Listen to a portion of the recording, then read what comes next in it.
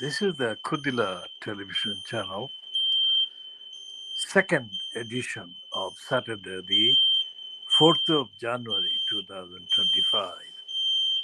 This one is going to focus on the latest narrative, again, based on the crusade, the updated crusade by the fascists, aimed at the world's Muslims, targeted for vilification. And the pretext and the excuse being used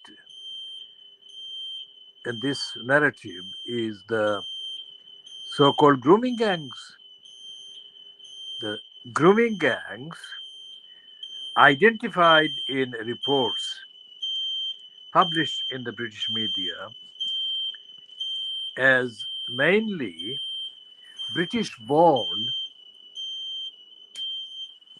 males of almost exclusively Pakistani origin in the United Kingdom. So, for example, this front page in the Daily Mail, Starmer guilty as anyone over grooming gangs, sums up.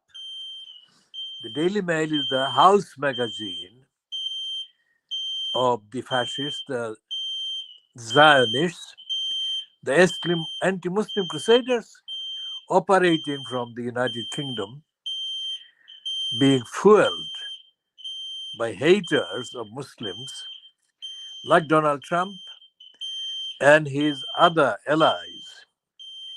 This piece is byline to Jason Groves and Rory Tingle.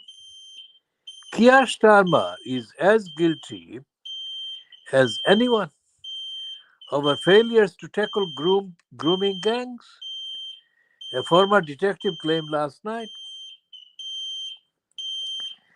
As pressure mounted on the government to deliver a public inquiry into the scandal, whistleblower Maggie Oliver said she had no faith in the Prime Minister's desire to get to the truth. Ms. Oliver, who helped expose the failure to tackle paedophile gangs in Rochdale, intervened after Labour blocked calls for a public inquiry into rape and sexual abuse by gangs in neighbouring Oldham. It came as Sir Keir was drawn into an extraordinary public spat with Elon Musk over his handling of the scandal during his 5 years as Director of Public Prosecutions. The world's richest man said the Prime Minister, now this is continued on page 4 of the Daily Mail.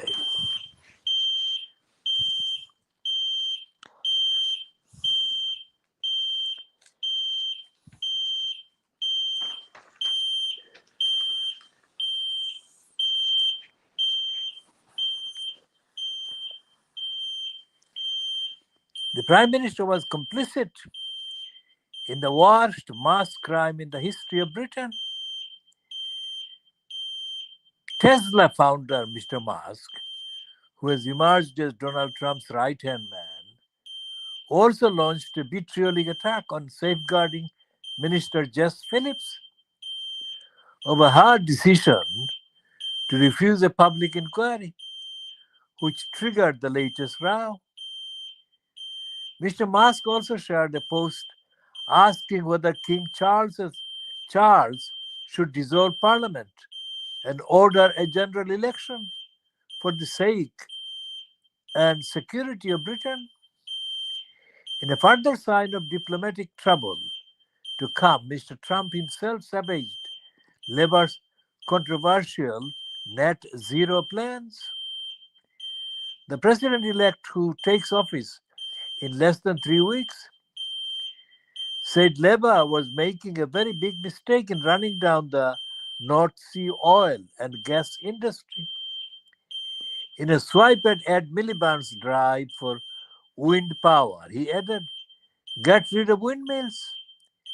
Health Secretary West Streeting said, Mr. Musk's outspoken attacks on Sakia's handling of the child grooming scandal were misguided and certainly misinformed.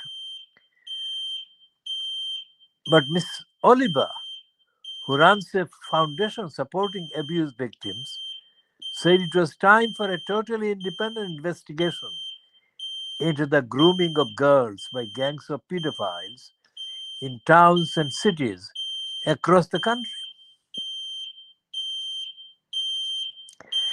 The former Greater Manchester Police detective said Labour and the Conservatives are equally to blame for failing to get grips with scandal, and suggested that the Prime Minister was among those who had questions to answer about their past decisions.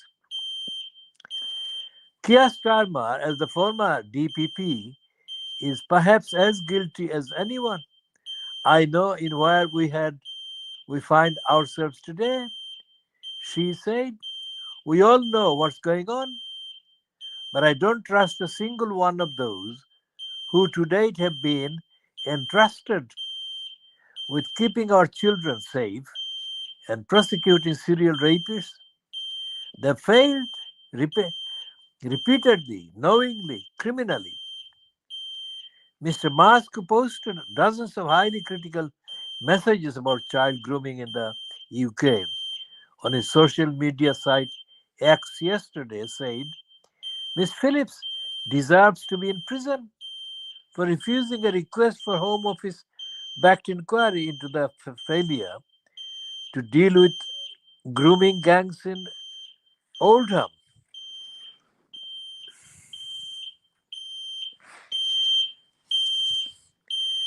Now this is the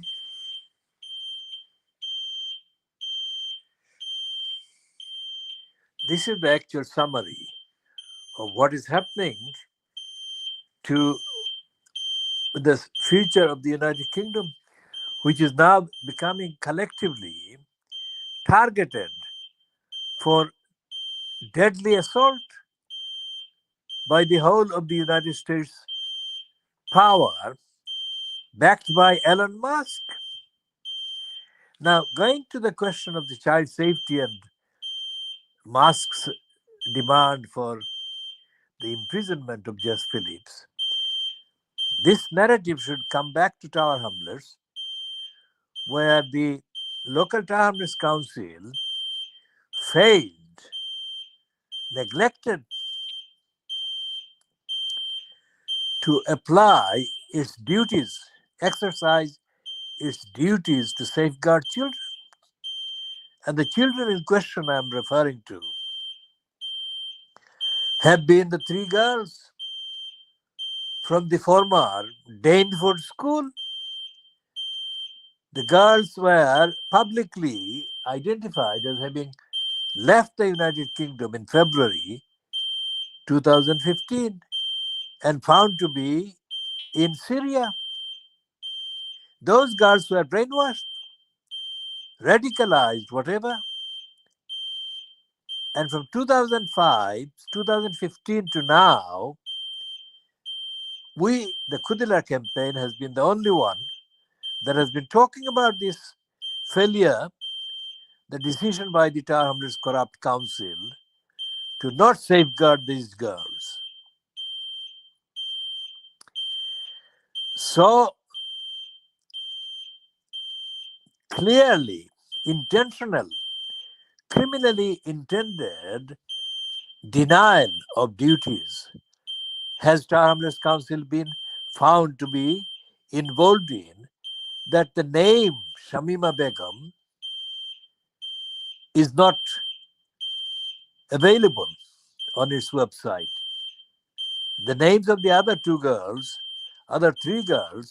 are not available on the website. So we shall be continuing this narrative, our original diagnostic, ethical, moral, independent narrative, and we shall be continuing in the due editions that will be following this one.